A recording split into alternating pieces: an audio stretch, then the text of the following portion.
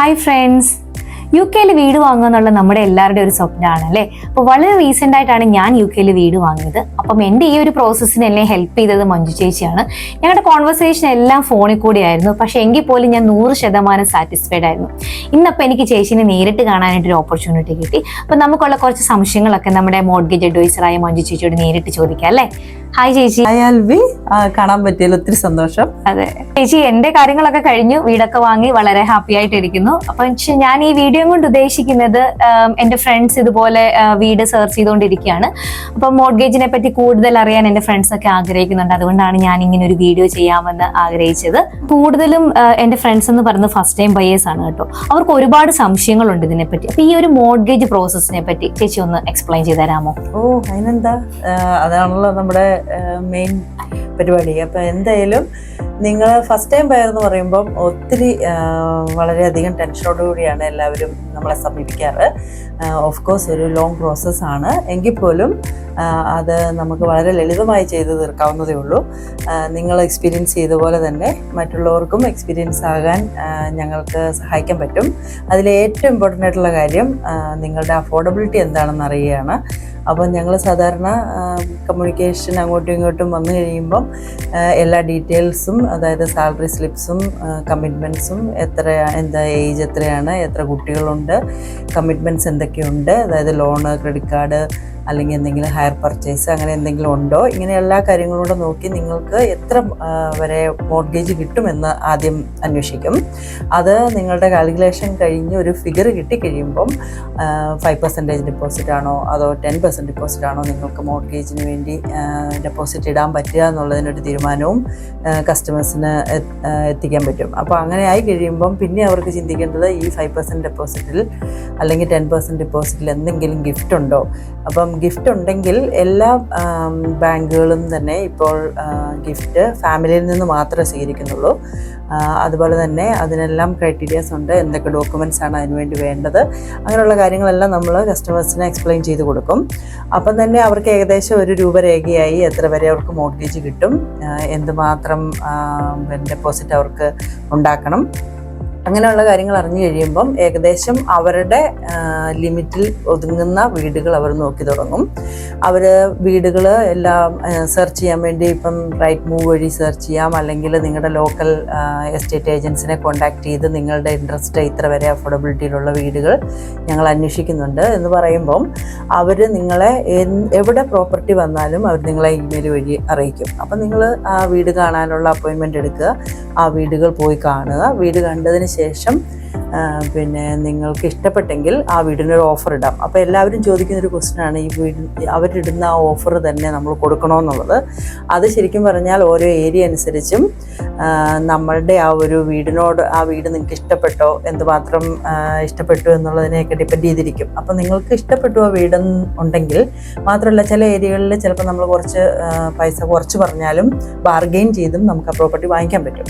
അപ്പോൾ അങ്ങനെ ഉണ്ടെന്നുണ്ടെങ്കിൽ നമുക്ക് നമ്മൾ പറയുന്ന ബാർഗെയിൻഡ് ആയിട്ടുള്ള ആ ഒരു ഓഫർ അവർ അക്സെപ്റ്റ് ചെയ്താൽ വെൽ ആൻഡ് ഗുഡ്. ഇപ്പോൾ അവർ അക്സെപ്റ്റ് ചെയ്തില്ലെങ്കിൽ കുറച്ചും കൂടെ കൂട്ടി പറയാനുള്ള ഓപ്ഷൻസും നമുക്ക് കിട്ടാറുണ്ട്. അപ്പോൾ അങ്ങനെയുള്ള ചിലപ്പം നമുക്ക് ചില വീടുകൾ ഒത്തിരി ഇഷ്ടപ്പെടണമെന്ന് നിർബന്ധമില്ല. അപ്പോൾ അങ്ങനെയുള്ളപ്പോൾ നമ്മൾ ഇച്ചിരി വില കുറച്ച് പറയും, കിട്ടിയാൽ കിട്ടട്ടെ എന്നുള്ള രീതിയിൽ. അങ്ങനെ കിട്ടിപ്പോയാൽ നമുക്ക് ആ സമയത്ത് പിന്നെ മൈൻഡ് ചെയ്യാം. നമ്മൾക്ക് എപ്പം വേണേലും പ്രോപ്പർട്ടി ഇപ്പം ഒരു വീട് കണ്ടു ഓഫർ അവർ അക്സെപ്റ്റ് ചെയ്തെന്ന് ഓർത്തുകൊണ്ട് ആ വീട് തന്നെ വാങ്ങിക്കണമെന്ന് നിർബന്ധമില്ല. അപ്പം നമ്മളുടെ ആ പ്രോസസ്സിൽ ഒരു വീട് കണ്ട് ഇഷ്ടപ്പെട്ട ഓഫർ അവർ അക്സെപ്റ്റ് ചെയ്ത് കഴിയുമ്പോഴാണ് നമ്മൾ മോർഗേജിന് അപ്ലൈ ചെയ്യുന്നത്. മോർഗേജിന് അപ്ലൈ ചെയ്യാൻ നേരത്ത് നമ്മൾ നിങ്ങളുടെ കയ്യിൽ നിന്ന് അപ് ടു ഡേറ്റ് ആയിട്ടുള്ള ഡോക്യുമെൻറ്റ്സ് എല്ലാം വാങ്ങിക്കും. അപ്പോൾ എല്ലാവർക്കും ഉള്ളൊരു ഡൗട്ടാണ്, ആദ്യമേ നിങ്ങൾ അഫോർഡബിലിറ്റി ഒക്കെ ഞങ്ങൾ ചെക്ക് ചെയ്യുന്ന സമയത്ത് തന്ന പേ സ്ലിപ്പ് തന്നെയാണോ മോർഗേജ് അപ്ലൈ ചെയ്യുമ്പം ഉപയോഗിക്കുന്നതെന്ന്. പക്ഷേ അങ്ങനെയല്ല. നമ്മൾ ആദ്യമേ അഫോർഡബിലിറ്റി ചെയ്ത് എഗ്രിമെൻറ്റ് പ്രിൻസിപ്പിൾ ചെയ്യുന്ന സമയത്ത് അന്ന് എന്താണോ പേ സ്ലിപ്പിലുള്ളത് അത് വെച്ചാണ് നമ്മൾ എഗ്രിമെൻറ്റ് പ്രിൻസിപ്പിൾ എടുക്കുന്നത്. ഒരു ബാങ്കുകളും തന്നെ ഇപ്പം നമുക്ക് പ്രൊഡക്റ്റ് റിസർവ് ചെയ്ത് വെക്കാനൊന്നും സമ്മതിക്കുന്നില്ല. അപ്പം നിങ്ങൾ വീട് കണ്ട് ഇഷ്ടപ്പെട്ട് കഴിഞ്ഞ് നമ്മൾ മോർഗേജ് അപ്ലൈ ചെയ്യാൻ നേരത്തെ ഏറ്റവും ലേറ്റസ്റ്റ് ഉള്ള പേ സ്ലിപ്സ് നമുക്കൊന്നും കൂടെ തരണം. അന്ന് നമ്മൾ ഒന്നും കൂടെ നിങ്ങളെ കമ്മിറ്റ്മെൻറ്റ്. അപ്പോൾ ആദ്യം അഫോർഡബിലിറ്റി ചെയ്ത് കഴിഞ്ഞ് നിങ്ങളിപ്പോൾ ഒരു വീട് ഒരു കാറ് വാങ്ങിച്ചു എന്ന് ഓർത്തോ, കാറിൻ്റെ ലോൺ ഉണ്ടെങ്കിൽ അതനുസരിച്ച് നിങ്ങളുടെ അഫോർഡബിലിറ്റി അപ്പോഴും കുറയും. അപ്പോൾ ചിലർക്കെങ്കിലും ഇങ്ങനെ അബദ്ധം പറ്റാറുണ്ട്, അതായത് എഗ്രിമെൻ്റ് പ്രിൻസിപ്പിൾ എടുത്തു വെച്ചതാണല്ലോ, അപ്പോൾ ഇനി നമുക്ക് എന്ത് വേണം ചെയ്യാം എന്നുള്ളൊരു രീതിയാണ്. പക്ഷെ അങ്ങനെയല്ല അത് ശരിക്കും. നമ്മൾ അപ്ലൈ ചെയ്യുന്ന സമയത്ത് നമുക്ക് എന്തൊക്കെയുണ്ടോ കമ്മിറ്റ്മെൻറ്റ് അതെല്ലാം നമ്മൾ പിന്നീട് ഒന്നും കൂടെ കാൽക്കുലേറ്റ് ചെയ്തിട്ടാണ് നമ്മൾ ആപ്ലിക്കേഷൻ വെക്കുന്നത്. ആപ്ലിക്കേഷൻ വെച്ച് കഴിയുമ്പോൾ വെക്കുന്നതിന് മുമ്പ് തന്നെ എസ്റ്റേറ്റ് ഏജൻറ്റ് നിങ്ങളോട് പറയും, പിന്നെ നിങ്ങൾക്ക് ഒരു സോളിസിറ്ററിനെ കണ്ടുപിടിക്കണമെന്ന് പറയും. അപ്പോൾ സോളിസിറ്ററിനെ കണ്ടുപിടിക്കണമെന്ന് പറയുമ്പം നിങ്ങൾ നിങ്ങളുടെ സോളിസിറ്ററിനെ എസ്റ്റേറ്റ് ഏജൻറ്റ് വഴിയുള്ള സോളിസിറ്ററിനെ എടുക്കുന്നതുകൊണ്ട് കുഴപ്പമൊന്നുമില്ല. പക്ഷേ എപ്പോഴും ഇൻഡിപെൻഡൻ്റ് ആയിട്ടുള്ളൊരു മോർഗേജ് അഡ്വൈസറും ഇൻഡിപെൻഡൻ്റ് ആയിട്ടുള്ളൊരു സോളിസിറ്ററുമാണ് നല്ലതെന്നാണ് പൊതുവെ എല്ലാവരും അവകാശപ്പെടുന്നത്. അതിന് പല കാരണങ്ങൾ ഉണ്ട് താനും. പിന്നെ ഈ ഒരു അഡ്വൈസറിൻ്റെ മോർഗേജ് അഡ്വൈസർ ആരാണെന്നും സോളിസിറ്റർ ആരാണെന്നുള്ള ഇൻഫർമേഷൻ നിങ്ങൾ എസ്റ്റേറ്റ് ഏജൻറ്റിന് നിങ്ങൾ പാസ് ചെയ്ത് കൊടുക്കുമ്പോൾ അവർ മെമ്മറാണ്ടം ഓഫ് സെയിൽ ഇഷ്യൂ ചെയ്യും. അത് കിട്ടിക്കഴിയുമ്പോഴാണ് നമ്മൾ ആപ്ലിക്കേഷൻ വെക്കുക. ആപ്ലിക്കേഷൻ വെച്ച് കഴിയുമ്പം ബാങ്ക് എല്ലായ്പ്പോഴും ഒരു വാല്യുവറിനെ വിട്ട് ഈ പ്രോപ്പർട്ടി വാല്യൂ ചെയ്യണമെന്നില്ല. ബാങ്ക് വാല്യൂ ചെയ്യുന്ന വാല്യുവേഷൻ എന്ന് പറയുന്നത് അവർ തരുന്ന ഫണ്ടിനുള്ള ഒരു സെക്യൂരിറ്റി ആണോ ഈ പ്രോപ്പർട്ടി എന്ന് നോക്കുന്നു മാത്രമേ ഉള്ളൂ.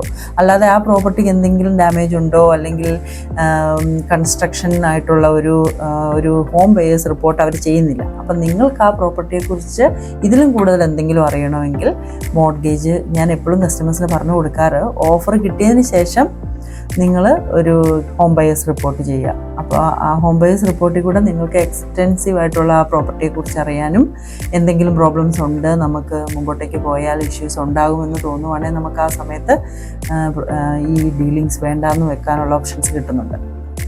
പിന്നെ എസ്റ്റേറ്റ് ഏജൻറ്റ് വഴി നമ്മൾ പോകുമ്പം അവർ ചിലപ്പോൾ ഒരുപക്ഷെ നിങ്ങൾ എഗ്രിമെൻ്റ് ഇൻ പ്രിൻസിപ്പിളൊക്കെ കിട്ടിക്കഴിഞ്ഞിട്ടിരിക്കുന്ന ഒരു കസ്റ്റമർ ആണെങ്കിൽ പോലും അവർ ബിസിനസ് കീപ്പ് ചെയ്യാൻ വേണ്ടി നിങ്ങളോട് പറയും ഞങ്ങളുടെ മോർഗേജ് അഡ്വൈസർ വഴി തന്നെ പോകണമെന്ന് അങ്ങനെ പറയാറുണ്ട്. പലപ്പോഴും നമ്മുടെ പല കേസസും അങ്ങനെ നമുക്ക് തിരിച്ചവർ വരാതെ ഇരിക്കാനും അവർ നമ്മളെ വിളിച്ച് അപ്പോളജൈസ് ചെയ്യാറുമുണ്ട്. പക്ഷേ നമുക്ക് ശരിക്കും അവരോട് പറയാം, നമുക്ക് ഓൾറെഡി ഒരു അഡ്വൈസറുണ്ട്, അവർക്ക് അങ്ങനെ ഒരു റൂൾ ഉള്ളതല്ല. ഒരു വേറൊരാൾ ചെയ്തുകൊണ്ടിരിക്കുന്ന കേസ് ഞങ്ങൾ വഴി തന്നെ പോകണം എന്ന് പറയാൻ അവർ അലൗഡ് അല്ല. പക്ഷെ പലപ്പോഴും നമ്മളുടെ പിള്ളേരുടെ ഇഗ്നോറൻസ് കാരണം അവർ പറയുന്നത് കേട്ട് പോവാറുണ്ട്. പ്രത്യേകിച്ച് ഫസ്റ്റ് ടൈം ബയേഴ്സ് ആവുമ്പോൾ ഒരു പേടി കാണും, ഞങ്ങൾക്ക് ആ ഒരു പ്രോപ്പർട്ടി നഷ്ടപ്പെട്ടാലോ എന്നുള്ള ചിന്തയും പല കാരണങ്ങൾ കൊണ്ടും അവര് അങ്ങനെ പോകാറുണ്ട്. പക്ഷെ അങ്ങനെ നമ്മൾ പോകുന്നതുകൊണ്ട് കുഴപ്പമൊന്നുമില്ല. നമ്മൾ മീൻസ് ഓഫ് കോഴ്സ് ഇപ്പം നിങ്ങൾ എൻ്റെ അടുത്ത് വന്നു, ഞാൻ കാര്യങ്ങളെല്ലാം ചെയ്തു കഴിഞ്ഞാൽ നിങ്ങൾ പോകുന്നെങ്കിൽ എനിക്ക് വേറെ എന്തെങ്കിലും ചെയ്യാമായിരുന്ന ടൈം കുറേ എൻ്റെ നഷ്ടപ്പെട്ടു എന്നുള്ളതാണ് അതിനകത്ത് ഏറ്റവും വലിയ കാര്യം. മാത്രമല്ല നമ്മൾ ബിൽഡ് ചെയ്യുന്ന ഒരു ട്രസ്റ്റ് ഉണ്ടല്ലോ, അത് നമ്മളെപ്പോഴും കീപ്പ് ചെയ്യുന്നത്. പിന്നെ നിങ്ങൾക്ക് ഒരു ലോങ് ടേം ഒരു പ്രാവശ്യത്തേക്കല്ല, ഇത് നിങ്ങളുടെ ലൈഫ് ലോങ് നിങ്ങൾക്ക് മോർഗേജ് ആവശ്യമുള്ളതാണ്. നിങ്ങൾക്ക് വേണ്ട എന്ത് സർവീസും അല്ലെങ്കിൽ എന്ത് കാര്യത്തിനും നമ്മളെ എപ്പം വേണേലും വിളിക്കാവുന്നതാണ്. അപ്പോൾ അതുകൊണ്ട് ഞങ്ങൾ തരുന്ന ഒരു പിന്നെ ഉറപ്പെന്ന് പറയുന്നത് ഞങ്ങളുടെ സർവീസിൽ ഗുണമേന്മയുള്ള സർവീസ്. എനിവേ ഇതിനകത്ത് ഇത്രയും പ്രോസസ്സ് എത്തിക്കഴിയുമ്പം നിങ്ങൾക്ക് മോർഗേജിന് ഓഫർ കിട്ടും. ഓഫർ കിട്ടിക്കഴിഞ്ഞാൽ പിന്നെ സോളിസിറ്റർ വഴിയാണ് ബാക്കി ഇതൊരു കംപ്ലീറ്റ് ആയിട്ടുള്ള ബാക്കി സോളിസിറ്ററിന് ഒത്തിരി കാര്യങ്ങൾ ഇതിനകത്ത് ചെയ്യാനുണ്ട്. സോളിസിറ്റിങ്ങിലേക്ക് ചെല്ലുമ്പോഴത്തേനും ചിലപ്പം ചില ഡിലേസും അല്ലെങ്കിൽ സെല്ലറിൻ്റെയും ബയറിൻ്റെയും സോളിസിറ്റർ ഇൻവോൾവ് ആയിട്ടുള്ള ഒരു പ്രോസസ്സാണ് ഇത്. അപ്പം ഒരു സോളിസിറ്റർ മാത്രം ഫാസ്റ്റ് ആയതുകൊണ്ടോ റെസ്പോണ്ട് ചെയ്തതുകൊണ്ടോ ഇതൊരു ഫിനിഷിങ്ങിലേക്ക് എത്തത്തില്ല. അപ്പോൾ പല വിധത്തിലും പല ഡിലേയും ഉണ്ടാകാറുണ്ട്. ചിലപ്പം വളരെ ക്വിക്കായിട്ടും പ്രോസസ്സ് തീരാറുണ്ട്. അതൊക്കെ നമ്മുടെ ഭാഗ്യം പോലെ ഇരിക്കും. എനിവേ അങ്ങനെ ഒരു കംപ്ലീഷനിലേക്ക് എത്തി കോൺട്രാക്ട് എക്സ്ചേഞ്ച് കഴിയുക, പിന്നെ കംപ്ലീഷൻ, അതാണ് അതിൻ്റെ ഒരു പ്രോസസ്സ്. അത് കഴിയുമ്പോൾ കംപ്ലീഷൻ ആകുമ്പോഴത്തേനും നമ്മൾ ഹോം ഇൻഷുറൻസും എടുക്കുന്നു. പിന്നെ നിങ്ങൾക്ക് കീ കിട്ടി നിങ്ങൾ സെറ്റിലും ചെയ്യുന്നു. എനിക്ക് തോന്നുന്നു ഞാൻ ഒത്തിരി കാര്യങ്ങൾ ഒരുമിച്ച് പറഞ്ഞു. ഹോപ്പ്ഫുള്ളി എല്ലാവർക്കും ഹെൽപ്ഫുൾ ആകുമെന്ന് വിചാരിക്കാം. മറ്റൊരു ക്വസ്റ്റ്യൻ ആണ് ഈ ഫസ്റ്റ് ടൈം ബയേഴ്സിന്. കാരണം നമ്മൾ വീട് നോക്കുമ്പം പഴയ വീടുകൾ നോക്കും, ന്യൂ ബിൽഡ് ഹൗസ് നോക്കും. അപ്പൊ അതിന്റെ പ്രോസസ്സിൽ എന്തെങ്കിലുമൊക്കെ ഒരു ഡിഫറൻസ് ഉണ്ടോ? അതിനകത്ത് മെയിനായിട്ടുള്ള ഡിഫറൻസ് എന്ന് പറഞ്ഞാൽ ന്യൂ ബിൽഡ് ആകുമ്പം നമ്മൾ ആ ബിൽഡറിൻ്റെ അടുത്തേക്കാണ് നമ്മൾ അവരെ അപ്രോച്ച് ചെയ്യുന്നത് മിക്കവാറും കേസുകളിൽ. അതേസമയം ഓൾഡ് ബിൽഡ് ആണെങ്കിൽ നമ്മൾ എസ്റ്റേറ്റ് ഏജൻറ്റ് വഴി തന്നെയായിരിക്കും ആ സെയിലൊക്കെ നടക്കുന്നത്. പിന്നെ ന്യൂ ബിൽഡ് പ്രോപ്പർട്ടിക്ക് മിക്കവാറും അവർക്ക് തന്നെ അവരുടെ സോളിസിറ്റേഴ്സ് കാണും. പിന്നെ പിന്നെ ചില ബാങ്കുകളൊക്കെ അതായത് നമുക്ക് ന്യൂ ബിൽഡിന് തന്നെ ബെറ്റർ പ്രൊഡക്റ്റ് തരുന്നുണ്ട്, slightly better products, green products എന്നൊക്കെ പറഞ്ഞ്, അതായത് എനർജി പെർഫോമൻസ് സർട്ടിഫിക്കറ്റ് എയും ബിയും സിയും ആണെങ്കിൽ ബെറ്റർ ആയിട്ടുള്ള പ്രൊഡക്റ്റ് എന്നും പറഞ്ഞ് അങ്ങനെയുണ്ട്. അപ്പോൾ അങ്ങനെയുള്ള കുറച്ച് വ്യത്യാസങ്ങളേ ഉള്ളൂ, അല്ലാതെ പ്രോസസ്സ് എല്ലാം തന്നെ സെയിം ആണ്. അവർക്ക് വിതിൻ 28 ഡേയ്സിനുള്ളിൽ കോൺട്രാക്ട് എക്സ്ചേഞ്ച് ചെയ്യണമെന്ന് ന്യൂ ബിൽഡ് ഹൗസിനുണ്ട്. അപ്പോൾ അങ്ങനെ കുറച്ച് ടൈം സ്കെയിലിൻ്റെതും പിന്നെ ഇച്ചിരി പ്രൊഡക്റ്റ് ബെറ്റർ ആയിട്ടുള്ളത് കിട്ടുന്നുണ്ടെന്നും അങ്ങനെ 1-2 വ്യത്യാസങ്ങളേ ഉള്ളൂ. അപ്പോൾ ഈ മോർഗേജ് പ്രോസസ്സിനെ പറ്റി നമുക്ക് ഒരുപാട് സംശയങ്ങളുണ്ട്. നമുക്ക് എല്ലാം ഒന്നും കവർ ചെയ്യാൻ പറ്റിയില്ലെങ്കിലും ജനറൽ ആയിട്ടുള്ള കാര്യങ്ങളൊക്കെ ചേച്ചി വളരെ കൃത്യമായിട്ട് തന്നെ നമുക്ക് പറഞ്ഞു തന്നു.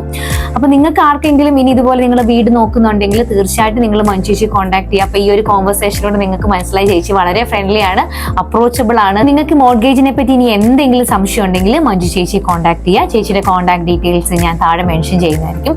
മോർഗേജ് മാത്രമല്ല, നിങ്ങൾക്ക് ഇൻഷുറൻസിനെ പറ്റിയും സംശയം ഉണ്ടെങ്കിൽ ഐഡിയലിസ്റ്റിക് മോർഗേജ് ആൻഡ് ഇൻഷുറൻസ് സർവീസിനെ കോൺടാക്ട് ചെയ്യുക. നിങ്ങളുടെ എല്ലാ സംശയങ്ങളും അവർ ക്ലിയർ ചെയ്യുന്നതായിരിക്കും. നിങ്ങൾക്ക് എല്ലാവിധ സപ്പോർട്ട് അവർ തരുന്നതായിരിക്കും.